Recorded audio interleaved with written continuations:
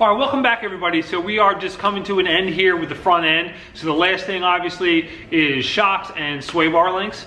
So today we're gonna go over that. I do have the shocks that I'm gonna run in the car here. We're gonna look at that. I do have the sway bar links that we're gonna run. They're like an aftermarket Heim joint, which we're gonna take a look at. We are gonna keep the sway bar in the factory location. We're just gonna make custom brackets for both the shock and the sway bar. So we're just gonna get started right now and take a look at what I got and get this thing started. All right, so like I said, I wanted to do a performance air ride setup. So I went back and I got QA1 shocks. This is 18-way adjustable shock. This is the TS507. It has like a 14-inch fully extended length and like a 9-inch fully compressed length. And after running the numbers for installed height, this is probably the best case scenario. So this comes as a T-bar shock normally. So I ended up just putting a solid bushing in here because I'm gonna make my own mount at the bottom, like a U-mount like that that'll sit in and a bolt will go through. So that's kind of what I came up with here. I do like QA1 stuff. Like I said, my coilovers were QA1. I have QA1 coilover set up on my 69 Vet. I really like their product, so I went back and just got these. They're like $170 a pop, but like I said, I just wanted to do a performance air ride setup so I can drive the car however I want and I can adjust it, the dampening in it. So that's what I went with, and I'm going to do the same for the rear, but you know, we'll get to that once I figure out all the math of what options I can run. So moving on. These are the sway bar end links. It's a Heim joint. I wanted something smaller when I was just kind of looking around for what kind of room I had in there. These are like a 3.5 inch adjustable Heim joint.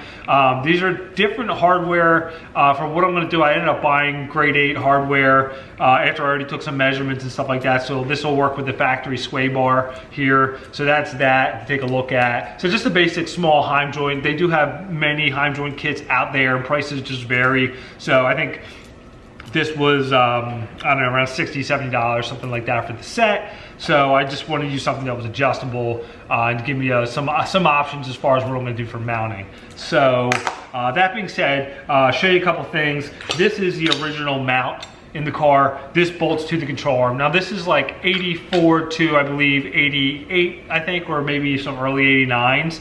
And then they just went with a different lower control arm. So I'm just eliminating this completely. This mounts high on the control arm, which I'll show you here.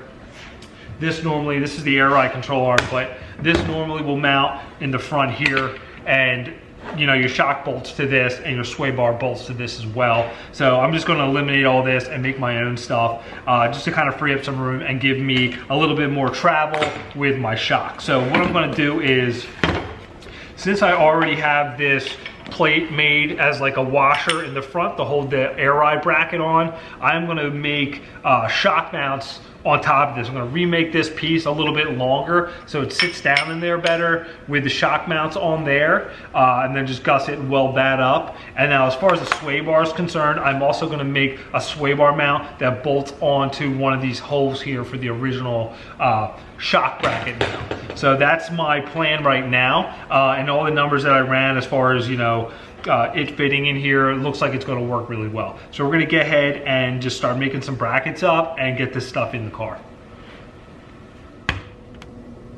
All right, so I have everything just kind of loosely hanging in here, but I just want to show you my plan of attack. So the shock's in there, and if you can look down inside there, that's where the mount will be. And then that gives me the clearance I need for the airbag bracket and all the actual travel that I need to. It gives me that extra little bit of travel down there for this shock size. Now, as far as the sway bar is concerned, factory location sway bar, and it has a longer bolt in there for the top. And then the bottom here will have a bracket that mounts right there. I'll give you a better look down here on the control arm like that. So that's the plan. So we're gonna go ahead and start making some brackets now, and then we'll mock this up again and then just do full travel all the way up and all the way down. Take a look at that.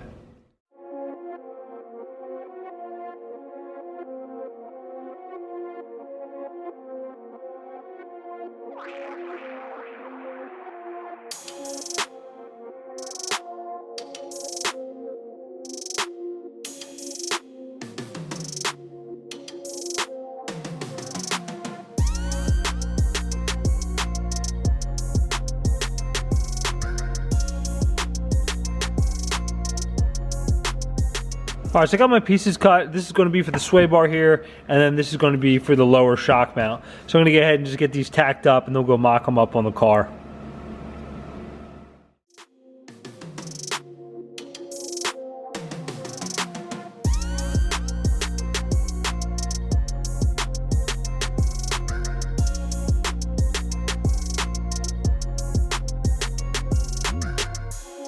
Okay, so here we go. This is the sway bar mount with the hardware in there, just tacked in place there.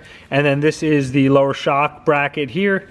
This is also the top piece that supports the airbag bracket for the control arm there with the hardware in it. Now it is, as you can see, it is on an angle a little bit. This is the passenger side one. Just to the way this sits in the control arm and the way the shock mounts in, that makes up for that there. So we're gonna put these on the car and just cycle the suspension up and down and check for clearance. Okay, so I have everything just mocked up in here in place. So there is the lower shock bracket bolted up there. And then there's the sway bar end link bolted into the control arm right there. So it sits nice in there at the bottom, because normally it would sit on top of that bracket that bolts into these bolts here. So I was able to get that in there, and that'll give me enough travel.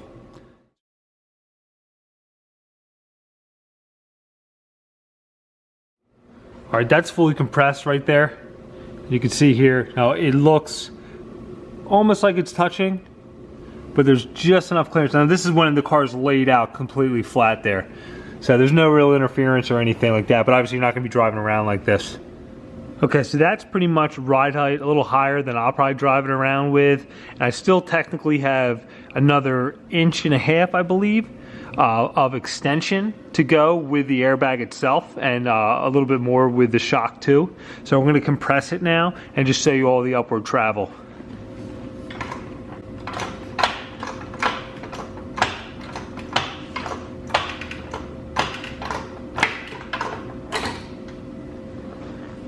And right there, it's actually hitting the hood, which we'll get to later on, but that's pretty much compressed with the hood shut. It will actually go up another 1/2 inch too. So now I'm going to take everything out, now that everything works fine, weld it all up, get it back in the car.